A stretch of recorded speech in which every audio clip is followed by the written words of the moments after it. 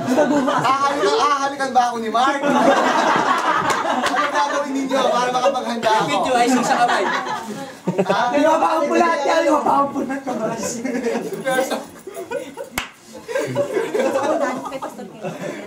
May intermission kanina eh. Salamat sa inyong lahat. Thank you for the effort, no. Kayo na sa testimony ninyo. Sabi nyo nga, di ba, nag-grow sa Panginoon, nag-grow tayo lahat sa Panginoon. Kasama ako doon sa pag-grow na yon. And I don't want to take the glory. Ayokong kunin yung glory doon. Nais kong ibalik lahat yun sa Panginoon. Ang Panginoon ang dapat natin purihin kasi siya ang nagtalaga sa atin dito lahat. Sabi ko nga, sinasabi nyo, hindi naman tayo magkaano-ano. Diba? Hindi naman tayo magkaano-ano. Pero magkakapatid tayo, yun yung totoo. Higit pa sa magkakapatid sa laman dahil nagkakapatid tayo sa Espiritu. Sabi ko nga, kapatid nyo ako, saan tayo mapunta. Kanina, habang pinapanood ko yung video, umiiyak ako kasi there are times na sabi ko sa sarili ko, ano kaya yung naitutulong ko sa kanila? Yung parang, Lord, sabi ko, ano ba yung naitutulong ko sa kanila? Gusto kong tumulong sa kanila. May naitutulong po ba ako sa kanila? Yung pagpunta ko ba ng Sunday, tulong yon. Yung pagtayo ko lang, pagsalita ko, sabi ko, parang kung pwede lang sana, sabi ko, makausap kayo talaga, magkwenduhan tayo talaga, meron akong kwarto sa baba, kung may problema kayo, pastor, kapit tayo, or what? Kung pwede lang sana ang gano'n, kasi sabi ko, Lord, yung pagpunta sa Sunday, nakakatulong po ba ako? Tapos, naalala nyo, binigyan niyo ako ng relo. One time is it. Diba parang, nabitawan ko siya. Actually, sabi ko, hindi ko siya tinapon eh. Parang, do I deserve this? Ano yung feeling na gano'n? Deserve ko ba to? Lord, karapat dapat ko po bang tanggapin to? Karapat dapat ko po bang tanggapin tong ganitong appreciation sa buhay ko? Sino ba ako? Kaya nga, kung nakakatayo man ako ngayon, dahil sa biyaya ng Panginoon, kung titignan niyo ako doon sa buhay ko dati, sino mag-aakala na aabot ako sa ganito? It's all because of God's grace. Amen. At yun yung kayang gawin ng Panginoon sa buhay natin, sa bawat isa sa atin, kung patuloy tayo maglilingkod, patuloy tayo lalapit sa Kanya. Pero again, yung kagabi pa lang, okay na ako dun eh. Alam niyo yun, yung kagabi lang, wala na akong hihingin pa. Alam niyo yung kagabi lang na ginawa niyo, pumunta kayo sa bahay na talagang mukha akong langis, mukha akong taong grasa, parang palaka lang.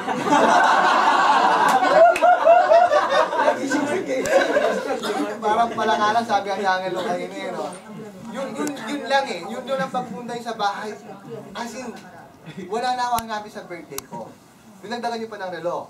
Na kung saan, yung relo na to, sabi ko nga, yung testimony ko nga nung gabi, nung namumulot pa ako ito sa Japan, kasi maraming basura maganda sa Japan, nakapulot na akong relong ganito, ibang design nga lang, pero Lumnox na ng brand. Gusto ko siya, pero ginibag ko doon sa idea kung saan pastor binigay ko. Dahil nga pag umuwi kami Pinas, siyempre mahuhubaran ka talaga, di ba? Kasi nga, yun na lang yung gusto mo makatulong din eh. Yun na lang yung gusto mo rin na mapasaya yung iba. Sabi ko, Lord, kayo po yung magpapalit naman ito, magpapalit ito eh. Diba? Parang, nung kagabi nga, actually, nagkukwento kasi kami na Angelo noon about doon sa gusto kong relo. Pinakita ko sana sa video. Hindi ko naman expect na regaluhan niyo ako ng relo. Sa lahat na na-contribute para sa relo na to, maraming salamat sa inyo. Kahit wala na to, masaya ako doon sa ginawa nilang kagabi. Pero mas, diba sabi ko nga, mas masaya rin yung may relo ako. Diba? Ayoko na mag-slash na yung kailangan yung relo. Kaya nga, sa totoo lang, ayoko muna sana siyang gamitin. Ayoko muna siyang isuot. Parang, sabi ko parang gusto kong isole. Kasi sabi ko parang, Lord, karapat-dapat ba akong tumanggap ng ganito? From them, may ginawa na ba ako sa buhay nila na kung saan kailangan ko ng ganito, na pwede akong alam niyo parang, sa testimony ninyo kanina, sa video kanina, pinapanood ko yung video, yung masamahan natin, sabi ko, Lord, ito na ba kalalim yung samahan namin? Ito na ba yung napagdaanan namin? Ito na pala. Kung titignan mo pala siya ng kabuuan, you will truly say that God is great kasi may meron pala siya nagawa sa buhay natin.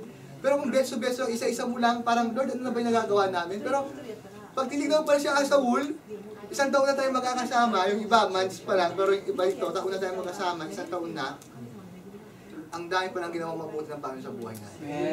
Sabi nga ni Jimmy, hindi ko alam yung bro eh. Nadurog ko yung puso mo, sorry ha. Ano yun eh? Gabi na yun. Gutay-gutay yung panindaw-daw yung panahon na yun. Ano sa mga pastor? Mas alas 11. Oo, ganda. Kasi sabi ko nga, if kung sa challenges lang, kung sa mga pagsubok lang nung nag-start ako sa Punato, marami talaga. Lalo sa higit sa pamilya ko. Pero sabi nga ni Apostle Pablo, we can do all things through Christ who strengthens us. Yung pinangahawakan ko na isa. These suffering are just for a moment. Pero yung biyayang bibigay ng Panginoon sa atin, pag tayo nagtapat sa Kanya, naglingkod sa Kanya, higit pa sa inaasahan natin. Yung buhay nyo lang, malaking pagpapala sa akin. Kung ako naging pagpapala sa inyo, higit kayo naging pagpapala sa akin. Dahil sa inyo, kung sa tingin ninyo, dahil sa akin, ang pamamagitan ng paggamit ng Panginoon sa akin, nagkaroon ng direksyon yung mga buhay ninyo. Sa pamamagitan ninyo, nagkaroon din ng direksyon ng buhay ko. Amen. Kaya sabi ko nga, kung may ipapasalamat kayo sa akin, malaki ang ipapasalamat ko din sa inyo. Sabi mo, kung meron pa akong may tutulong, kung ano pa yung kaya ko may tutulong, handa akong tumulong sa inyo. Kung pwede ko lang kayong ipaglaban, kaya lang labas na ako. Bahay, meron doon, no? Ano ba kayong maluho? Scholarship. Ano ba kayong maluho? Scholarship. iPhone 5. Gusto ko talaga yung matutulong niyo sa amin, Pastor. Ulinawin ko lang. Yung tulong na sinasabi ko. Yun yung hindi mga nakikita. Pero nararamdaman ng puso. Ganun lang. Kung may maitutulong ko materially, why not, diba? Sabi nga kaya ni Mark, naghiram kayo ng gamit sa akin, huwag niyong sole. Walang problema sa akin. Huwag na yun kasi importante yung idea. T-shirt pa pwede, no? Sapatos, t-shirt. Basta tandaan niya, brief na lang. Brief na lang. Anong kulay? Yellow. O may pink, Pastor. Flower. Yung may Monday, Tuesday. Rip daw, Pastor, yung may Hello Kitty. Yung side A, side B. Yung mga ano.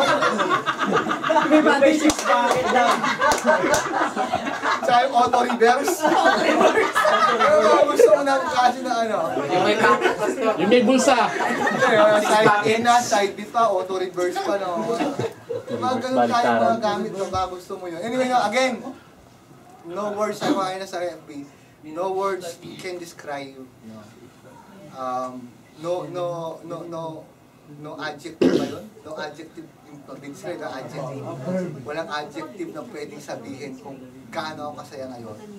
Umiiyak ako kanina dahil di sa saya, no? Kasi ito yung realization sa akin ng Panginoon na meron pala. Alam mo yun, parang nagugulat lang kasi ako, parang punta lang, sige, encourage sila, sige, preach, sige, encourage sila, bro, kamusta ka na? Yun lang, di ba, parang, hindi ko akalain na God will use those things, di ba? Sabi ko nga, sa atin yung ganun lang pala kung minsan, di ba? Pastor, kayo nga, hindi ko alam yung pag-ganun ko sa Pastor! Baga ko eh. Sabi Pastor Kenjo, Aja.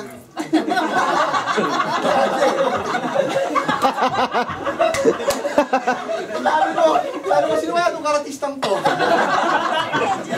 Ay, umiwas na ako. Kasi sa bicycle lane, baka pag gano'n niya eh.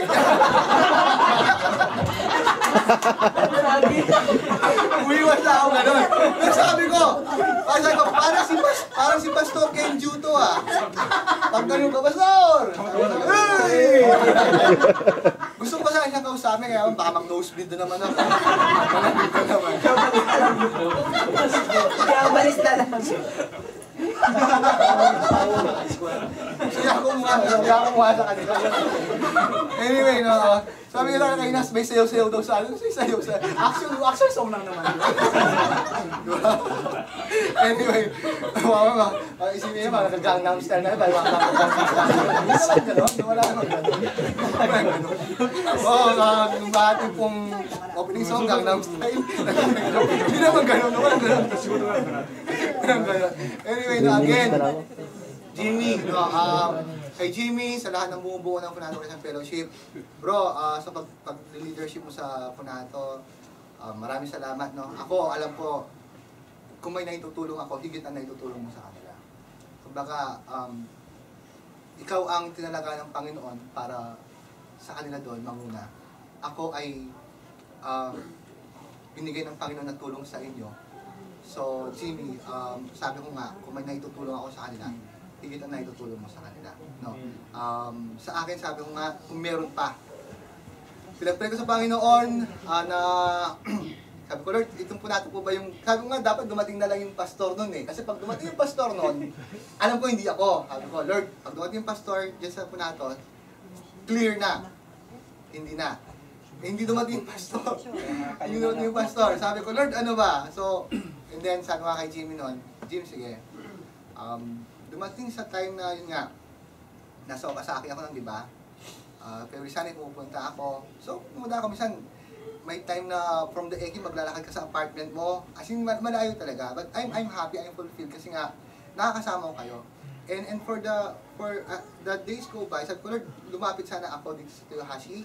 Kasi nagka-desire na talaga ako nandito na kasi doon na eh. Ayun yung ministry eh. Ano yung punato eh. And then, to binigay yung libro yung bahay ni Osisang. Nung nag-iisa ako doon sa bahay, sabi ni first day ko sa bahay, sabi ni Jimmy, Pastor, samahan kita ang pinakamahirap sa isang bahay yung unang araw. Diba? Kasi nga, isang taong siyang di natitirhan eh. Alam mo yung pag may nagtatanong sa'yo, uy, mag-isa ka doon, may multo ba? Ano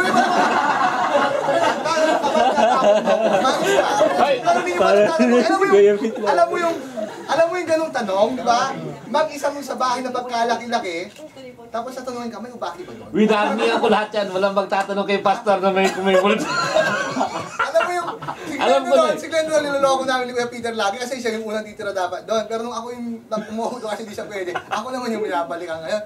Ako nun siyempre, honestly, human being, di ba, may takot ka nararamdaman. Sabi ni Jimmy sa akin noon, Pastor, first day mo, samahan kita. Mahirap talaga sa bahay ng first day.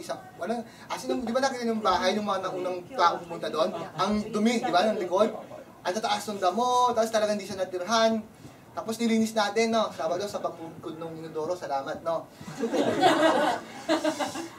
Nilinis natin. And then, after that day, sabi ni Jimmy, may work na, no? Di ba? Pastor, sige po, ako na mag-isa. Pero you know what? God is so good. God is so good. Kasi, I have felt yung comfort dun sa bahay. Alam niyo yun, yung mag-isa mo araw-araw, uwi ka madaling araw, alas 2 na madaling araw, bubuksan mo yung pinto mo. Diba? Tadayman! Kain! Ano sa'yo, no? Sarado mo.